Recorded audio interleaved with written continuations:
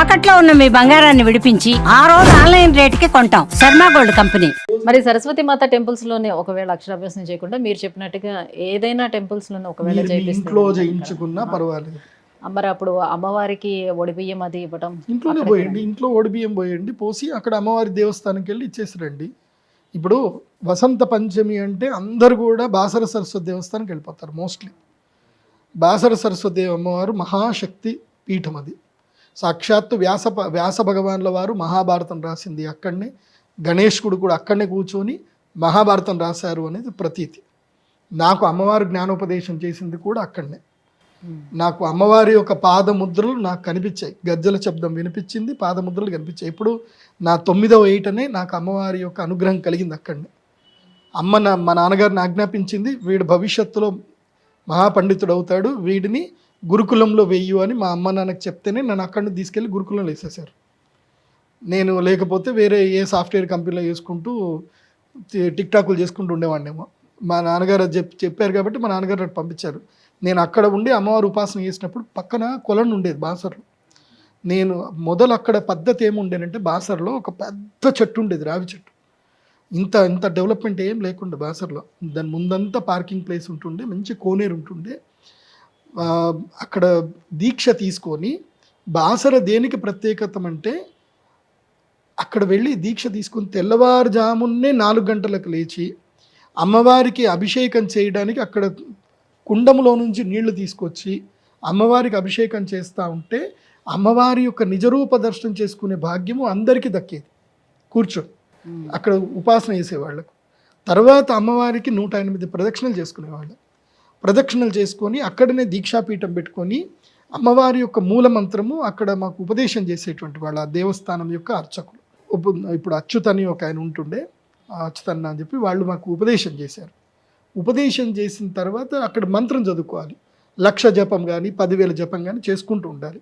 మధ్యాహ్నము అంటే 11 అవుతూనే అమ్మవారి యొక్క కనుమిస్తారు. దేవస్థానం వాళ్ళే బ్రాహ్మణులే మనకు కనుమిస్తారు. అమ్మవారి యొక్క కనుమిస్తే ఆ కనుము 4 వైపుల ముడిగట్టేసుకొని దాన్ని కనుము ఇట్లా చేతిలో వేసేసుకొని బ్యాగులు లాగేసుకొని ఇటువైపు వేసుకొని భిక్షాటనకి వెళ్ళాలి. ఎక్కడ బాసర వ్యాసపురి దేవస్థానానికి సంబంధించిన బ్రాహ్మణుల కుటుంబాలు ఎవరైతే వ్యాసపురి బాసర విలేజ్లో వాళ్ళందరూ రెసిడెన్స్ అయి ఉంటారు, వాళ్ళ ఇళ్ళన్నీ కూడా ఒకళ్ళకొకళ్ళకి తెలుస్తూనే ఉంటాయి. వాళ్ళ ఇళ్ళకి వెళితే వాళ్ళు అక్కడ ఏం చేసేవాళ్ళు, ప్రతిరోజు వాళ్ళు వైశ్వానరము అగ్నిహోత్రం చేయగా మిగిలిన ప్రసాదం ఏదైతే ఉందో పక్కన పెట్టేవాళ్ళు. ఎవరు, ఈ దీక్షాపరుల కోసమని పక్కన పెట్టేవాళ్ళు కాబట్టి ఎవరైతే వస్తారో వాళ్ళందరికీ ఇంత అన్నం వేసేవాళ్ళు.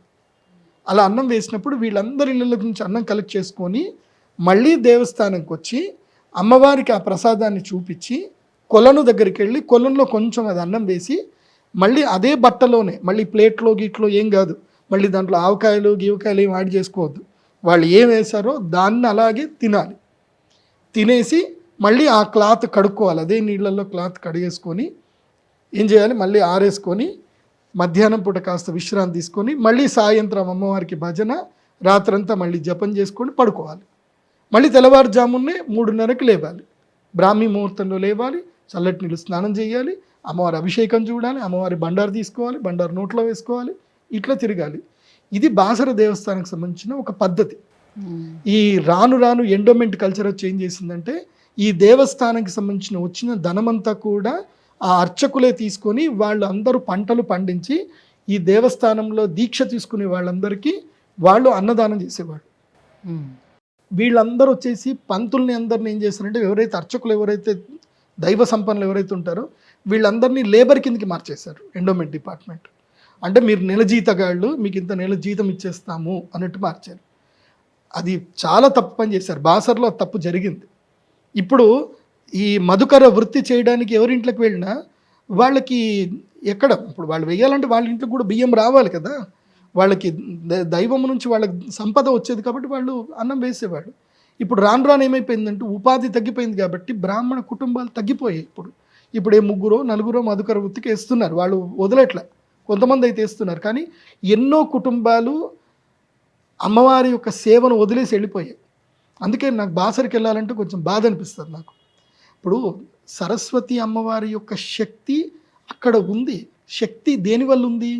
మంత్రము వల్ల శక్తి ఉంది, అనుష్ఠానం వల్ల శక్తి ఉంది. అనుష్ఠానము లేదు, మంత్రము లేదు, శక్తి ఎక్కడ ఉంటుంది? ఉండదు కదా. నువ్వు రోజు లాక్కుంటూ వెళ్ళిపోతా ఉన్నావు, కానీ శక్తిపాతం చేయాలి కదా. అక్కడ శ్రీచక్రానికి శక్తిపాతం చేయాలి కదా. బాసరలో ఒకే ఒక చోట ఐరావత, కూర్మ, నాగ, శ్రీచక్రం అక్కడ ఉంది. అంటే గరుత్మంతుడు, ఐరావతము, నాగ, తర్వాత అశ్వదళము, ఇవన్నీ కడుపుకున్నటువంటి పంచప్రాకార శ్రీచక్రం అక్కడే ఉంది, ఇంకెక్కడా లేదు. భారతదేశంలో ఎక్కడా లేదు. అది వ్యాసుల వారు పెట్టినటువంటి శ్రీచక్రం అది. అందుకే వసంత పంచమి రోజు ప్రతి ఒక్కరూ బాసరికి వెళ్ళాల్సిందే, దర్శనం చేసుకోవాల్సిందే. కాకపోతే ఈ పద్ధతి ఏదైతే ఉందో, ఈ భోజన పద్ధతి, మధుకర పద్ధతి ఏదైతే ఉందో, ఇది అమ్మవారు నాకు అప్పచెప్పింది.